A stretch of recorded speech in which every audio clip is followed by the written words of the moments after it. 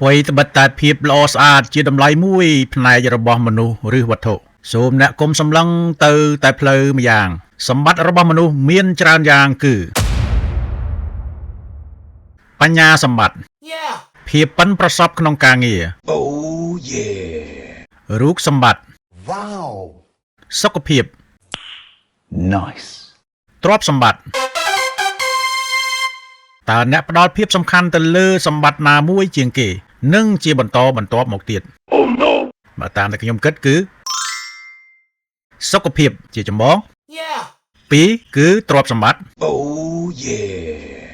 3គឺភាពប៉ិនប្រសប់ក្នុងកិច្ចការងារ4បញ្ញាសម្បត្តិបាទបញ្ញាសម្បត្តិកាលណាយើងមានបញ្ញាយើងងាយស្រួលនឹងរកការងារធ្វើបាទគឺចំណេះជំនាញនឹងឯង5រូបសម្បត្តិបាទរូបសម្បត្តិគឺយើងមើលថែធួនខ្លួនយើងនឹងឲ្យវាស្អាតស្អំកុំឲ្យវាលើសទម្ងន់ហួសហេតុពេកឬក៏ស្គមពេកបាទហើយអ្វីដែលសំខាន់បំផុតគឺសុខភាពរបស់យើងនឹងឯងទី1ចាំបាច់បំផុតបាទ